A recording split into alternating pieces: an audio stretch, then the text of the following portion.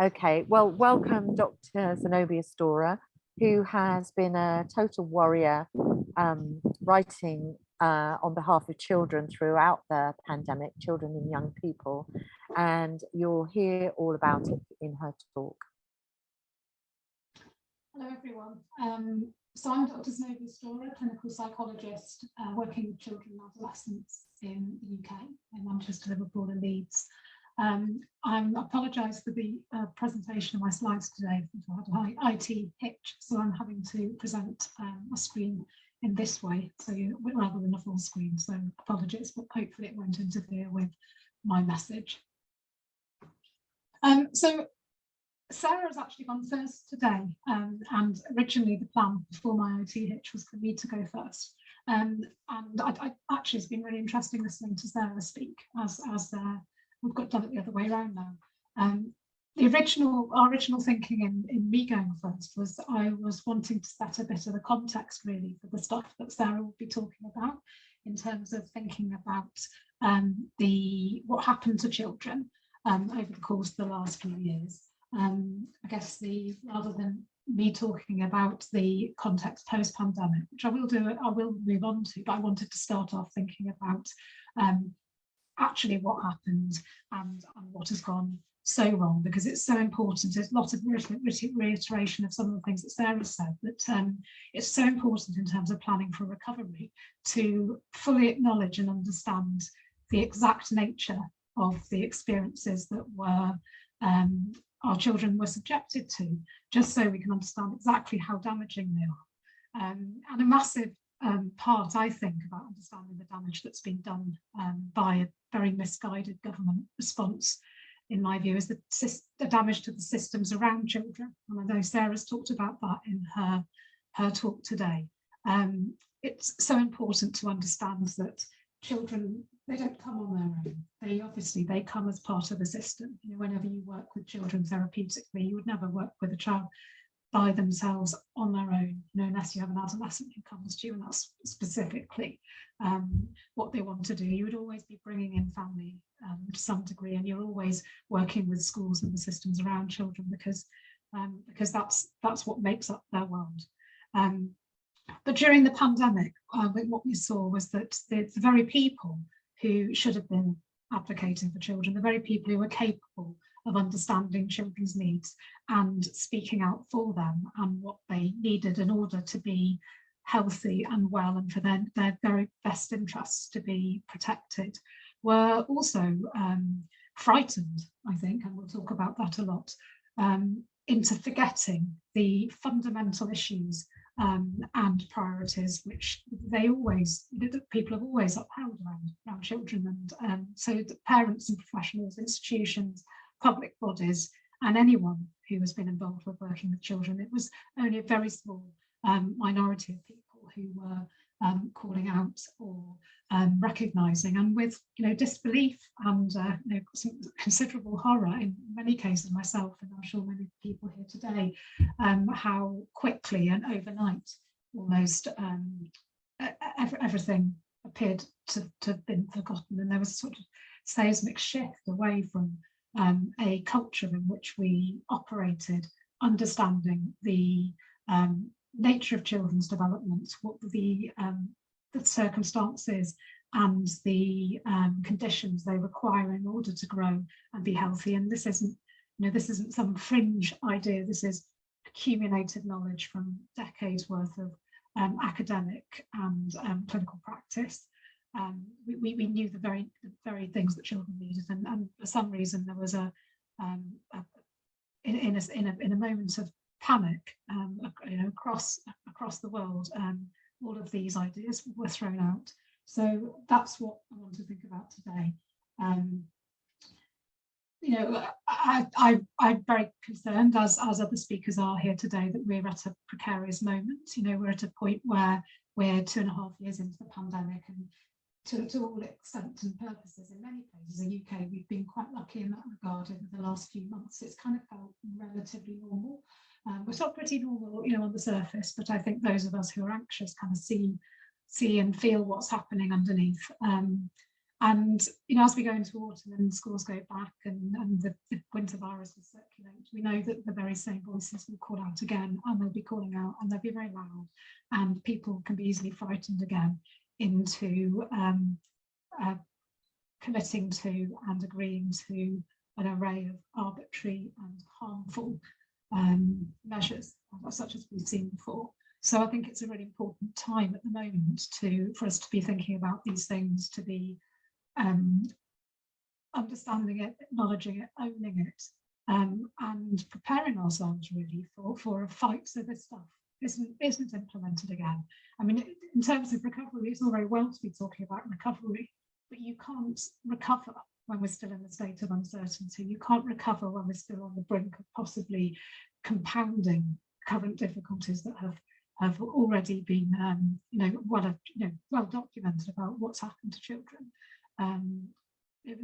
These problems can be compounded and exacerbated again very quickly if the same mistakes are made again.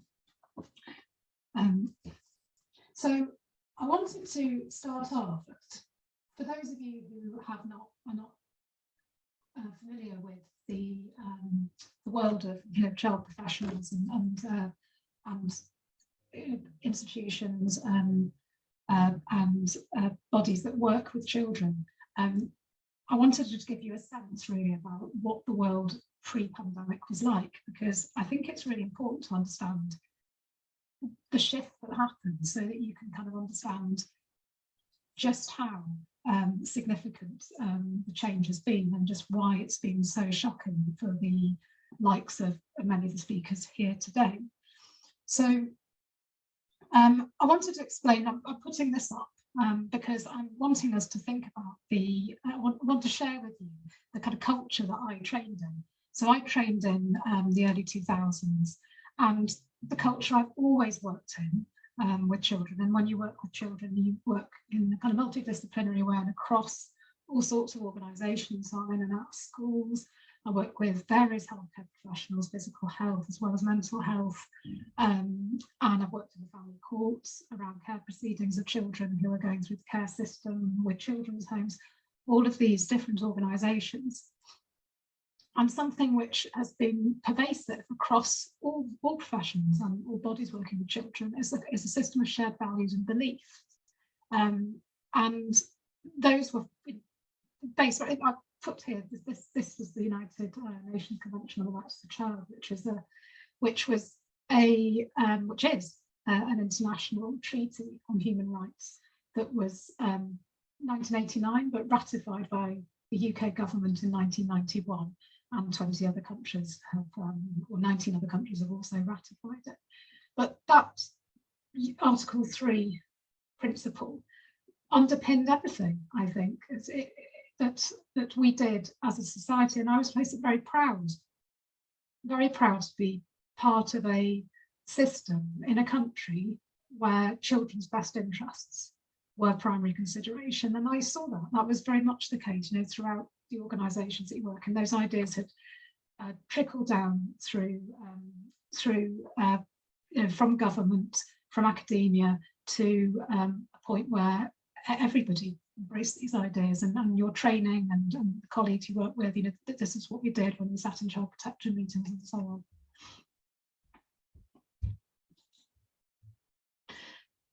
I just want to draw your mind to this as well, and just another example. So the legislation, so it was giving you background of the legislation that underpinned our values as child professionals. So we had international legislation like the United Nations Convention for the Rights of the Child, but also national legislation. And the Children's Acts of 1989 and 2004 were really revolutionary pieces of legislation, and they constituted a major step in promoting the needs of children in the UK.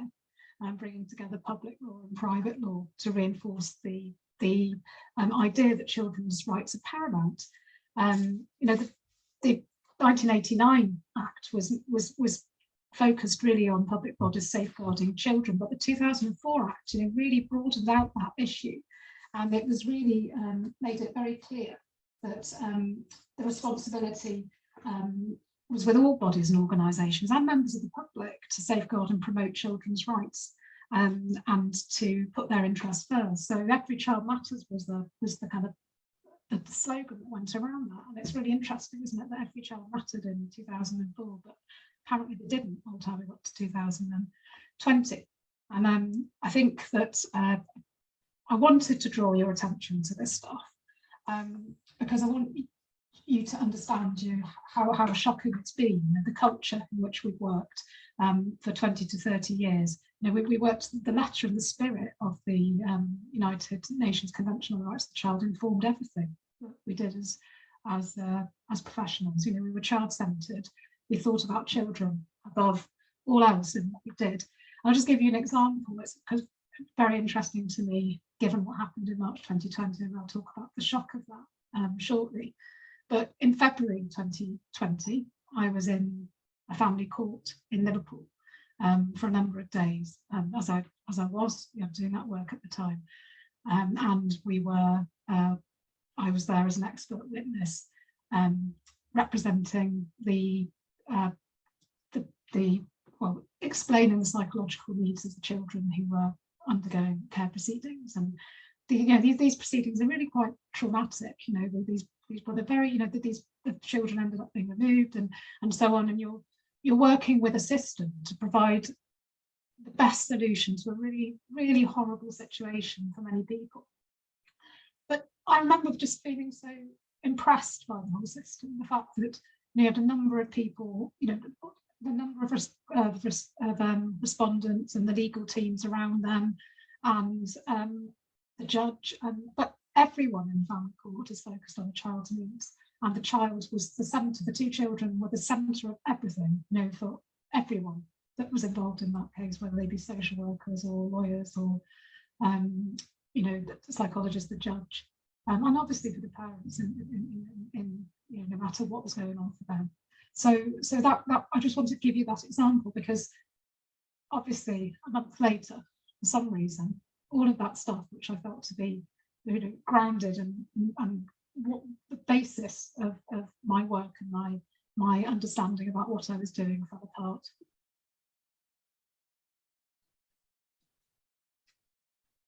I just want to also talk a little bit about thriving, because I think that's another thing that shifted. The whole point of the Every Child Matters slogan there is that we want our children to thrive, don't we? We want children to prosper and grow vigorously, as in the definition there. There was a little discussion in the break before this talk about resilience and what that means. There's been a lot of talk about children being resilient during the pandemic. And it's been quite upsetting, really, as a professional to hear those conversations, particularly when government ministers have used that term and that phrase, children are resilient, to minimise what they've been doing and the harm that's done to children. Because it depends what your bar is, isn't it? It depends what your bar is. What do you want for the children in your society? Do you want them to survive? Do you want them to cope with adverse experiences? Or do you want them to thrive and be the best they can possibly be?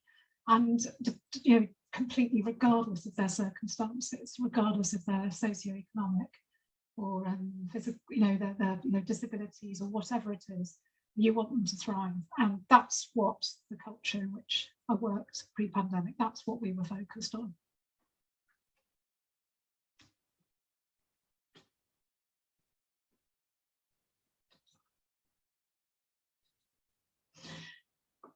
So I want to briefly remind you about how these societal changes came about, where we had legislation on an international and a national level that dictated to society that these are the principles and the values in which we want to be thinking about our children.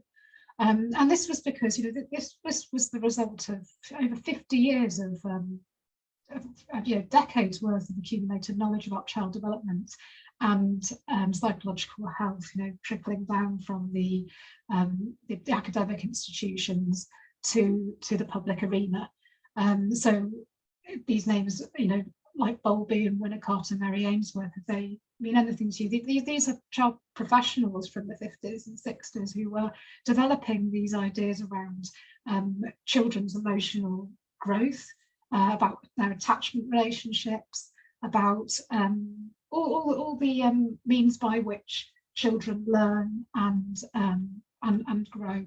And you know, children, we know that children learn and develop cognitively and emotionally through relationships and interactions, play, experience. And, you know, obviously the early years are really, really important, and 0 to 5, particularly important. And it's interesting because we can talk about the impact of deprivation of experience for those children during the pandemic later. But, you know, I think that anybody working with children would see that developmental stages are very important right the way up to early adulthood. I would say to the early 20s. You know, that our children go through significant changes developmentally, neurologically, you know, obviously physically, but they are learning, and they're learning through their social interactions and their experiences. So, I mean, what we have learned over time is that, you know, obviously because of this really sensitive period of development, really critical for the future of, you know, it's what makes us, isn't it? Those periods of our lives where we're growing and learning. And critical stages are critical because they can't be put on hold. They can't be, you know, just press pause on them, as some of the advisors in Number 10 Downing Street and I don't know, elsewhere in the world, people making decisions in 2020 seem to think. You know, when children's critical stages of development are delayed, they really suffer, and they take, it's much harder for them to catch up. So when you see children who come from very deprived backgrounds, who have or experience neglect or abuse, who've not been able to pass through and meet the milestones at critical stages of development, it's much harder for them to achieve those milestones later on, and obviously that then has a knock-on effect to everything else.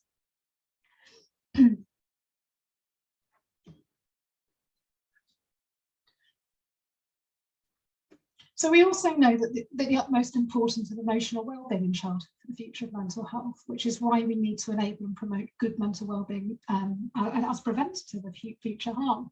And it should never be taken lightly. And again, thinking ahead, which we'll when we start to talk about lockdown, you don't take the emotional well-being of young people in a cavalier fashion.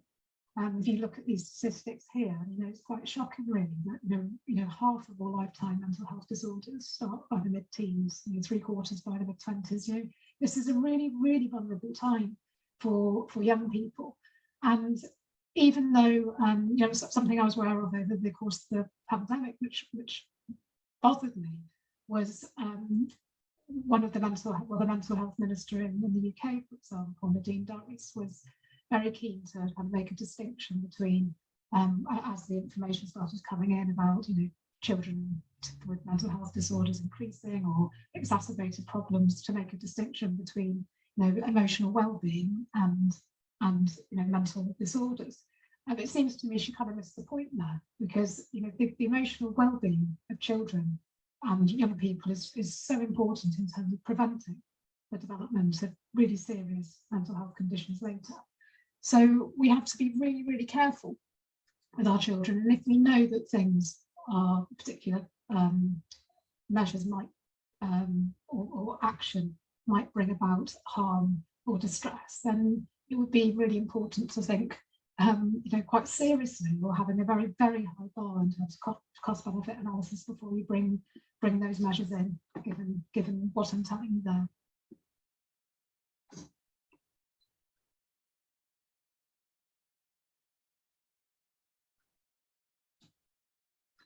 I just wanted to give you a little bit of that just before we move on into lockdown. I do need to give you a brief acknowledgement of the fact that there was a big crisis brewing before the pandemic in terms of mental health, and there was much concern about meeting the needs of the children who were presenting with mental health difficulties in the UK and internationally too. So there's been a substantial rise since 2007 in affective disorders, and that's a really interesting subject in itself, which we won't go in. That's a subject of a whole other talk.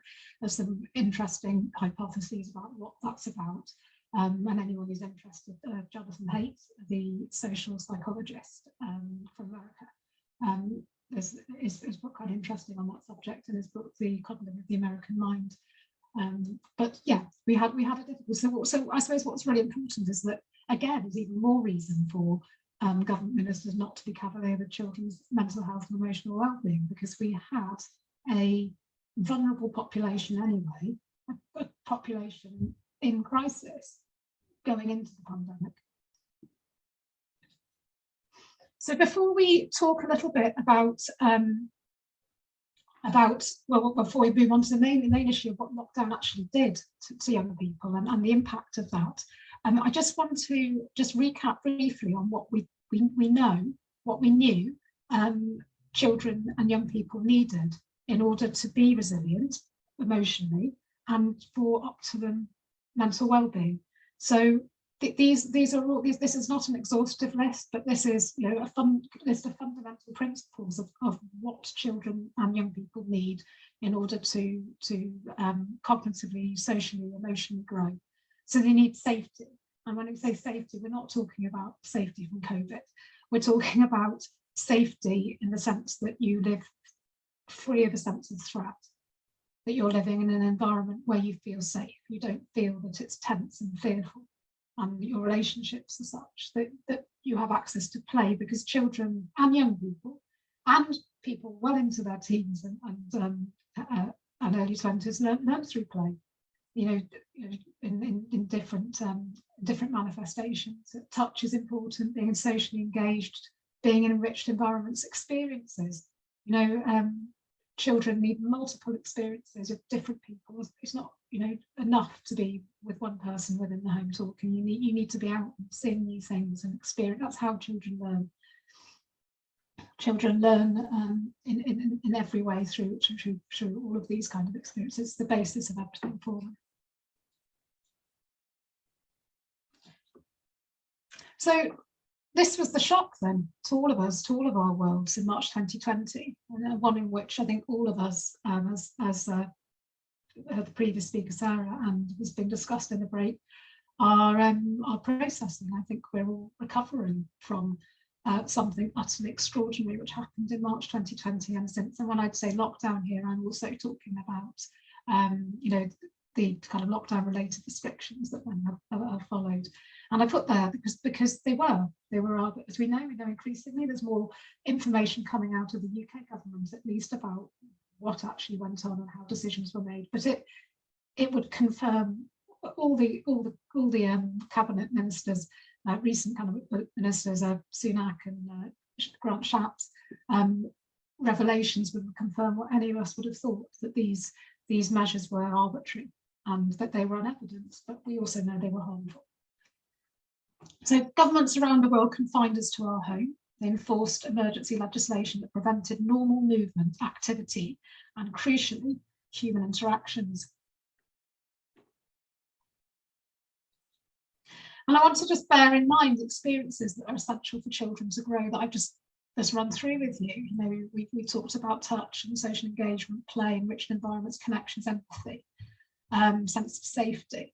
And I want us to think about what actually happened during lockdown. You know, that if you think about the world that children inhabited in 2019, which was a world of face-to-face schooling, you know, fearless interactions with other people, physical play, play dates, rites of passage, celebration, multi-generational interaction, sports, activity, you know, all of these things, and interaction in the community, engagement in the community, you know, free experience.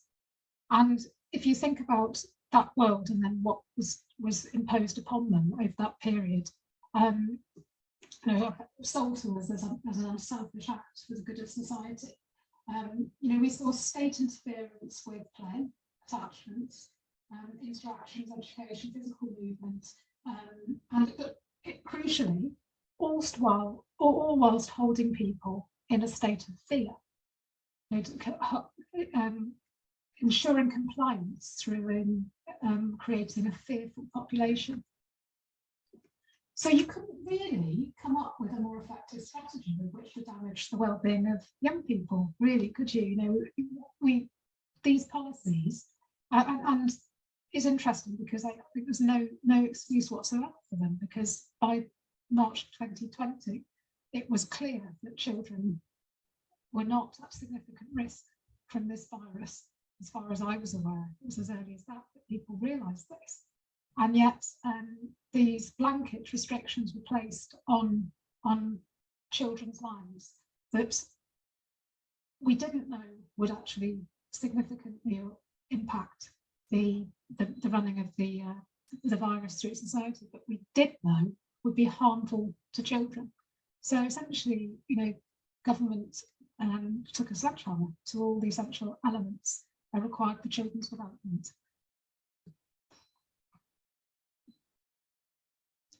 And I think what's really important is to work out why, because it seems, this was the confusion. I know Sarah's expressed this in the previous talk. It's been totally baffling for those of us who've worked with children, and as I've hopefully laid out to you, throughout this talk, is that the culture and the received understanding with which we operated when working with children was apparently forgotten almost overnight.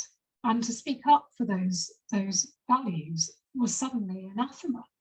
And I think the question is, how on earth could that happen? I think something that's really, really important in terms of trying to understand that process is to, and I can't state it enough, is to think about fear messaging, because I think that is the only way in which we can understand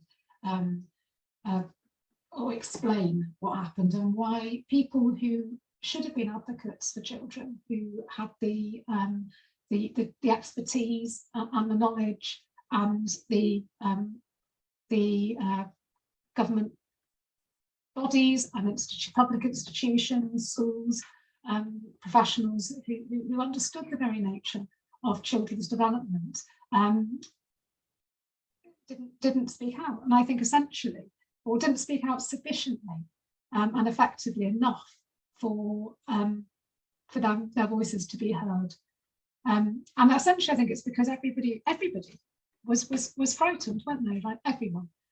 And that includes many of our colleagues, many of our friends and family, people who you would have thought would know better, were terrified by this very pernicious and really quite brutal campaign. I don't know how it played out in other countries, but in the UK, the fear messaging was really quite full on.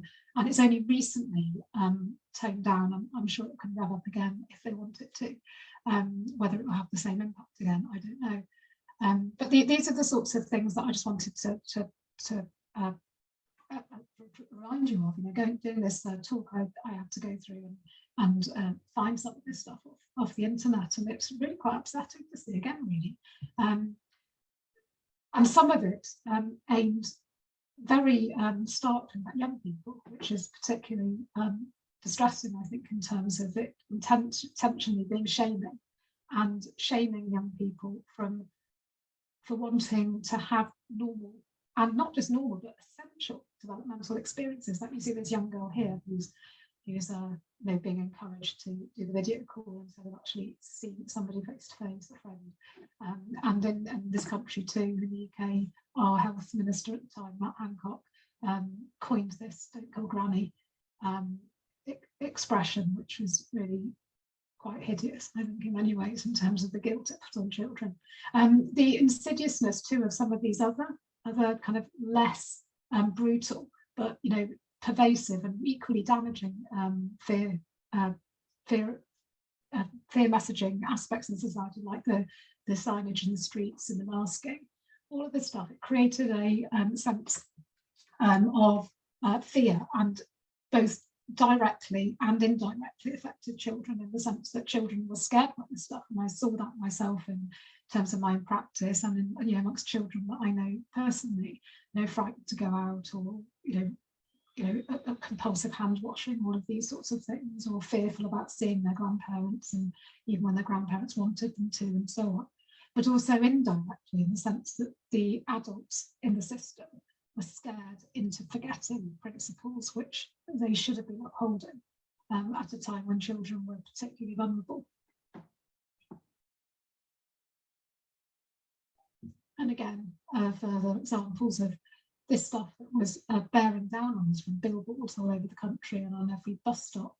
And interestingly, with this stuff in terms of kind of recovery and thinking about trauma and recovery, both psychologically and economically as well, which, as we know, has an impact on health in every way. The thing that seems so extraordinary about this particular decision of government to maybe make things easier for themselves in getting compliance through terror rather than a grown-up conversation was that, as far as I'm aware, these techniques go against public health and disaster management received wisdom. So I don't know if any of you have listened to or read Professor Lucy Easthope, who's very interesting. She's a disaster management expert who has advised the UK government and has written a very interesting book called When the Dust Settles. But she talks about when you're working in disasters and crises, that your interventions should always be looking forward to the future. So you're always, whatever you put in, you're planning for the next stage, which is recovery and the community recovery. I was really interested in reminded of what she said by this one here. So this one about, you see the part of these people having fun with the particles coming out their mouths, this idea about contamination. And, even when you're having fun, you could be contaminating people. There's kind of dirtiness of other human beings. This is really pernicious stuff that is bound to have a long-lasting effect upon the population, both children and and the adults around children, which then prevents people from thinking critically and making sensible decisions about risk assessment and cost-benefit analysis. So I want to obviously move on to what happens, right? So we've understood that the very principles that we know need to be in place for children to develop and develop well were underwent a huge assault with lockdown. And so, yes, we have, as we predicted, as those of us who were concerned and expressing huge concern from 2020 could have guessed, from late 2020, early 2021, the studies started to trickle through, and then the papers and studies and reports then come in abundance. I mean, documenting the harms, the many harms in many different areas to children and young people as a result of the lockdown and other mandate legislation. And it's been interesting actually, because I was putting together a paper recently with a colleague from the health advisory recovery team, HEART, Dr. Ros Jones, who's a paediatrician. And we've been collating since the start of the pandemic information that was coming through about the harms done to children. And as we were writing the paper this summer, it was just really impossible to draw a line on it, because almost every day there was another report and another report. So as they started trickling, it's just, where do you draw the line? We had to draw a line in the end, but there was still new evidence coming in each day about various physical or psychological or developmental harms to children. So just to sum up, the nature of the harms, we've seen learning loss and start gaps in attainment, and we know about the potential long-term impact on social mobility and economic prospects, and with that health, including mental health for people. We've seen the youngest children experience language delay in physical and social development, self-help skills, so children turning up at school not school ready, and that's been reported by many studies that are coming through in the UK and elsewhere. And all of these things, and it's always the poorest and the most disadvantaged, isn't it, who have had the worst outcomes.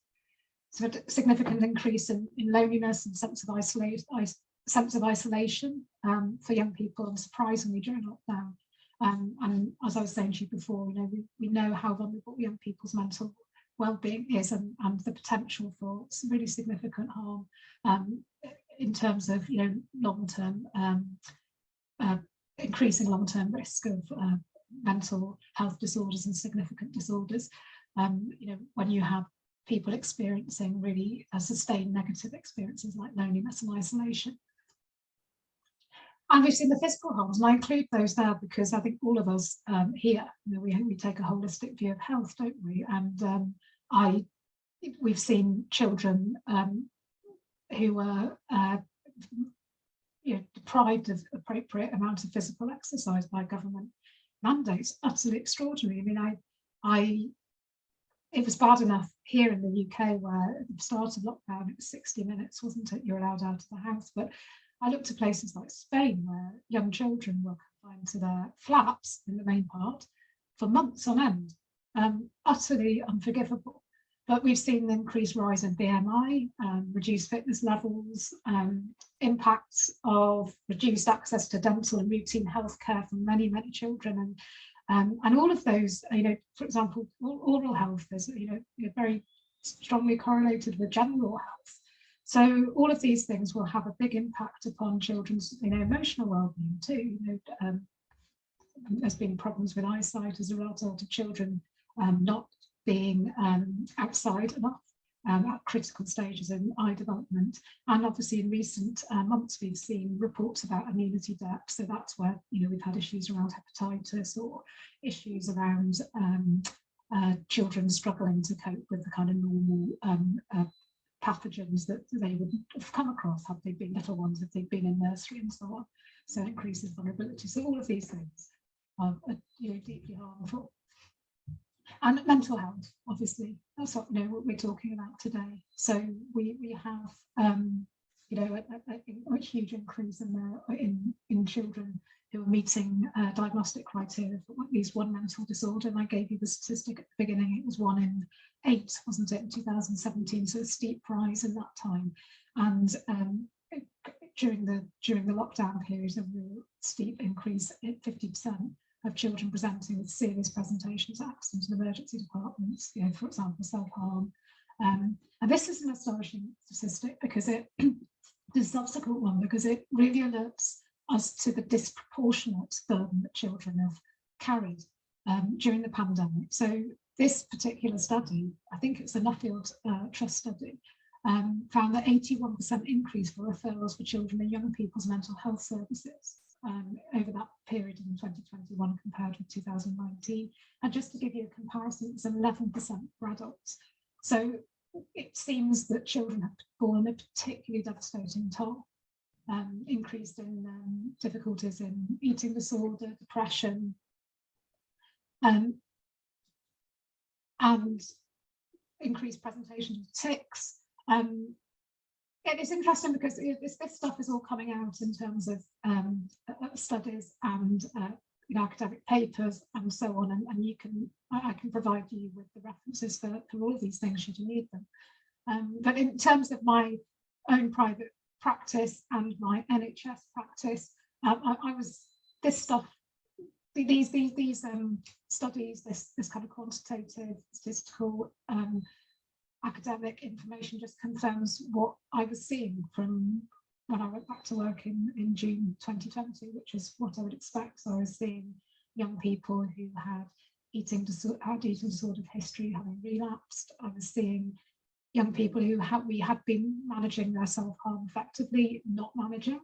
And much of this is due to young people not being able to, as I will talk about here, not being able to access the many strategies or helpful support mechanisms that they might have used to manage mental health difficulties or relational problems or whatever before. So I think for me, a big part of what went on was not just that public health restrictions promoted and exacerbated mental health problems, but they also raised significant barriers to evidence-based treatment and to the strategies that you would use or prompt young people to use. So you kind of felt like you're working over these periods where there's been restrictions with hands tied behind your back, to be honest.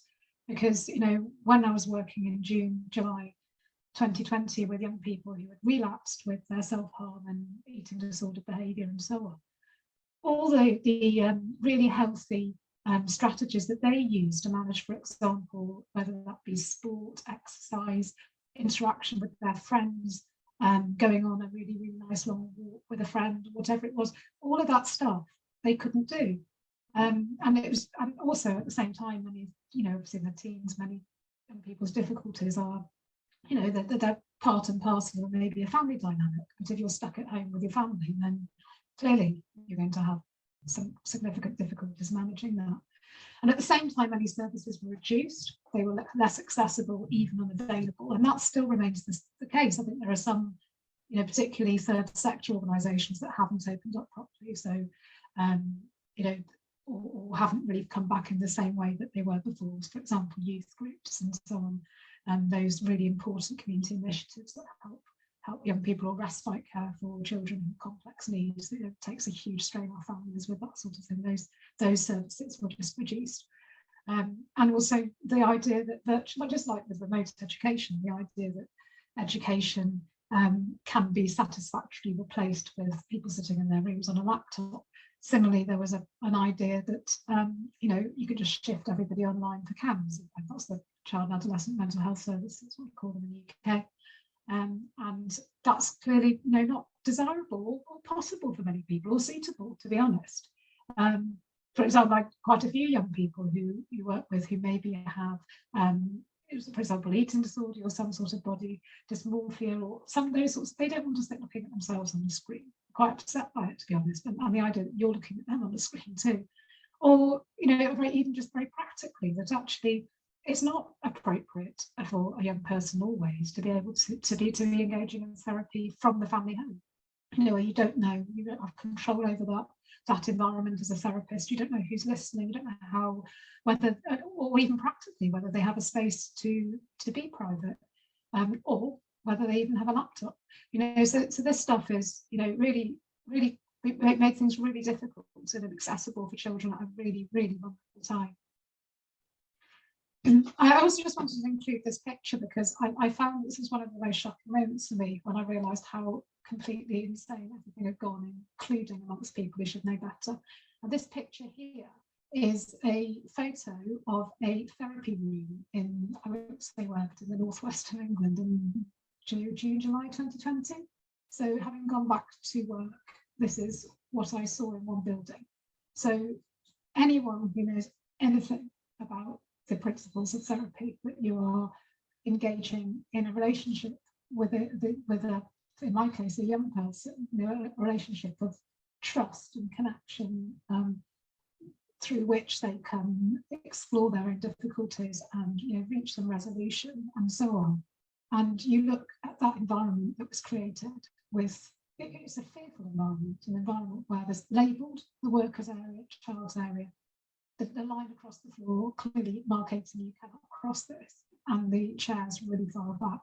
And meanwhile, there was also masking that was advocated, and other MPIs during therapy. So I just want to kind of emphasise that not only was it the restrictions themselves, but I think that the systems within mental health services, and not just mental health services, but organisations and places for children, including schools, which I'm sure you will tell us all about, were really, really unhelpful to ameliorating some of those difficulties. So yeah, lessons learned.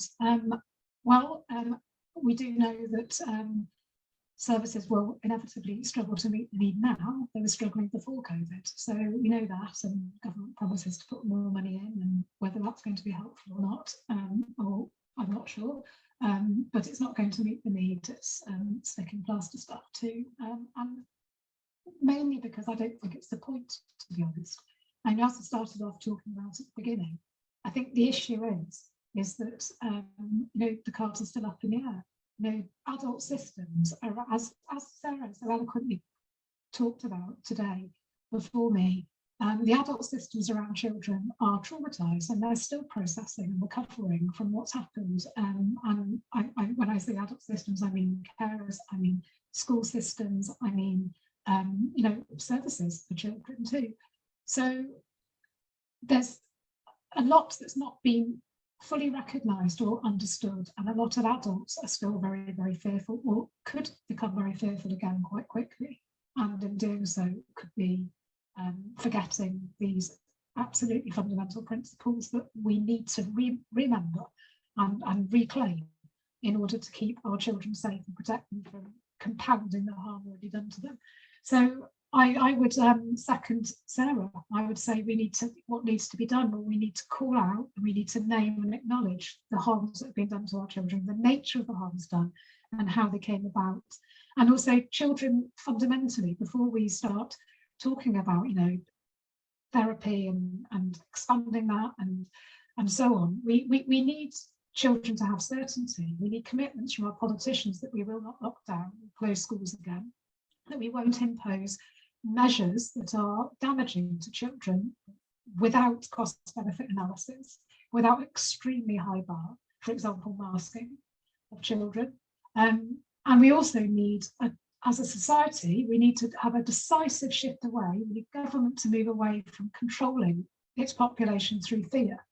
And we need to have grown-up conversations. We need our governments to be speaking to us as sensible adults who can make sensible risk assessments, which we can do, which people can do, and to take away the fear messaging, which is both directly and indirectly really harmful to children. So children and young people need predictability and stability. They need unhindered access to loved ones, experience sports and play, and they need the trauma-informed approach to recovery that Sarah's told us all about so well. And we need the adults around children to grow up, to model sensible behaviour, sensible risk assessment, and living without fear. We need to promote their educational recovery, and particularly for the most disadvantaged who've been so harmed, the poorest and the most disabled children, children with most complex needs in our societies have been really harmed by what's happened, and they deserve particular attention. But more than ever, more than anything, I want to just go back to what I was telling you about before at the start of this talk. The culture in which I trained, the culture in which I thought I was in right up to February 2020 when I was in that family court. We need to recommit as a society, all professionals, all professional bodies, institutions, government, civil service. We need to recommit to the principle that children's best interest should be paramount in everything we do, and that should be guiding government in the next stage of managing whatever crisis comes down the road. And I'd just like to finish with just this little quote from Nelson Mandela. So it is true, isn't it? It is completely unbelievable that we have sacrificed our children for I don't know what, very little benefit. The idea that you would harm the young, that we are the future of our society, because we're so afraid, is something that I think society needs to come to terms with.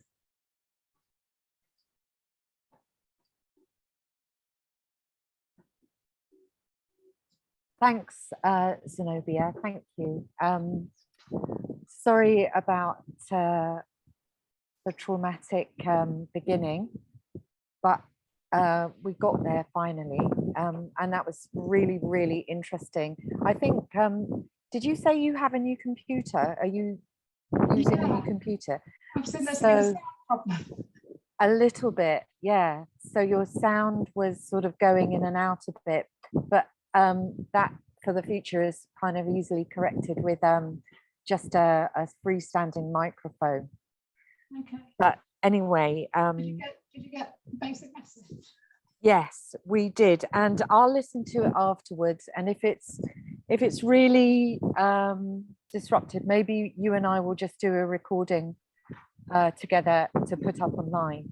Yeah. But we'll have a listen to it as a team later and see if we think that's necessary. So don't worry, everybody, if you miss some of that. If we think it's really disruptive, we'll record it again if that's okay with Zenobia. But you said some really interesting things. How did you feel when Rishi Sunak came out and said we did the wrong thing? in the restrictions? I don't know what to do. I mean, I actually, to be positive, I thought. Come a bit closer to the mic. Sorry. To be positive, I thought that at least somebody had actually called it out as wrong, and he did use that word. But I find it pretty it's pretty cowardly, isn't it? It's pretty it's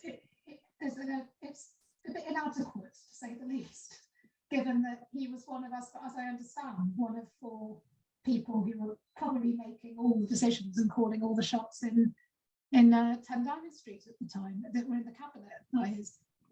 So I think it's totally unforgivable. I mean, I try to emphasise the fear messaging because I think that was one of the most distressing aspects of the last few years. And again, like I said, I don't know what happened in other countries, but in the UK it was brutal and it was obscene, I think. And I think that the damage, it's short-sighted and and as I said, totally goes against any principle of public health and any thought about recovery. So I find it rather strange that Sunak now says, well, that was wrong, we should have a grown-up conversation. But I guess we will understand more as time goes on about what exactly was going on within Downing Street and how much power people had to call shots or make decisions. Yeah, I think that whole grown-up conversation thing is so important. And I don't know how everyone else felt, but I certainly felt that as adults, we were treated like children, and that Boris Johnson was behaving like a sort of appalling headmaster throughout all this. We weren't, all of us here have found ourselves being censored. I know on Twitter, Twitter's probably deleting, I don't know, 10, 15 of my followers a day because they don't like me discussing the alternative narrative. I think we're all experiencing that on Instagram as well, any of us who are trying to share the alternative narrative. And that's very, very damaging. It's sort of one step away from being in a dictatorship, really. And a lot of us have seen pictures of Chinese children masked in little bubbles in classrooms surrounded by perspex screens. And we're horrified by that. But what kind of effect does that have on a child? What message does that give to a child? I think the fundamental message is one of fear of other human beings. And I think that is fear of connection, which is just totally anti-humane. It's hugely damaging in terms of people's ability to relate normally to other people, and for children to learn to, which is how children learn. As I was saying, children learn through interaction. That's how little children learn. They learn through connection and interaction and attachment and touch. And for those mechanisms to be interfered with, I mean, it's an extraordinary social experiment and psychological experiment because it's never been done before. I mean, something I found very odd, I'm really stressed when actually been writing this. I was going through some of my stuff, and I wrote an article which rejected, actually, funnily enough. I wrote it in September 2020, and I was reading it again, and it's just so sad because the stuff, I'm sure that many people here are saying the same stuff, but there was no interest whatsoever, no interest in the fact that this was so shocking. And one of the things at that time I mentioned in the article was my son, who was then in year 5, had just gone back to school, and they were all in bubbles in the playground, and TIG was banned. Okay, right. So what? I don't know whether people whether TIG is the same game in different countries, but yeah, when children chase each other and tick each other. I mean, I'm sure there's never ever been any other point in history where TIG was banned.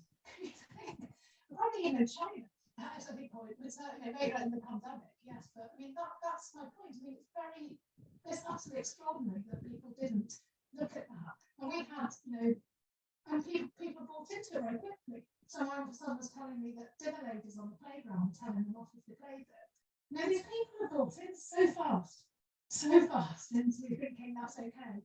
That's the right thing to do.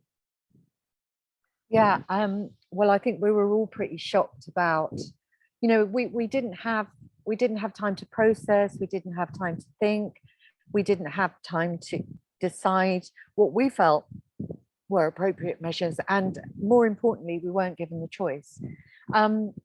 Zenobia, I thank you so much for joining us, and I'm sorry that the tech sort of slightly let us down, but it was really interesting. And if you're happy to share your PowerPoint with us, we will upload it to our YouTube channel so that people can read through your PowerPoint again. Okay. It's password protected, so it's not going to be flying around the internet. Okay, I'm really sorry about the sound for anyone who missed. So yeah, I think that's the perils of online conferences, but fingers crossed.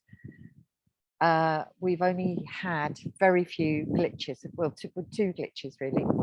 So if we can come back in 10 minutes instead of 15, if that's okay, to hear Hugh. Hugh, are you still here? Yes, I am. Yes, I am. Great. So are you okay to come back in 10 minutes instead of 15? Well, do I come back slightly earlier just to make sure my technology works? Or Yeah, I mean, we will give you a trial run about 2 minutes before we go live again, if that's okay. yes, as you can see, I have a light on beside me. It is very grey here, so you can let me know if that's. Otherwise, I can't see my script. Believe it or not, this is a bright room, but it's typical Northern Ireland summer weather actually. So, well, we've got a bit of weather here as well, actually. See that? Yeah. It's blowing up a bit of a storm, and it's a bit chilly. I can tell you that. We weren't prepared for this. But anyway, we'll see you in 8 minutes now. Okay. Okay. See you then.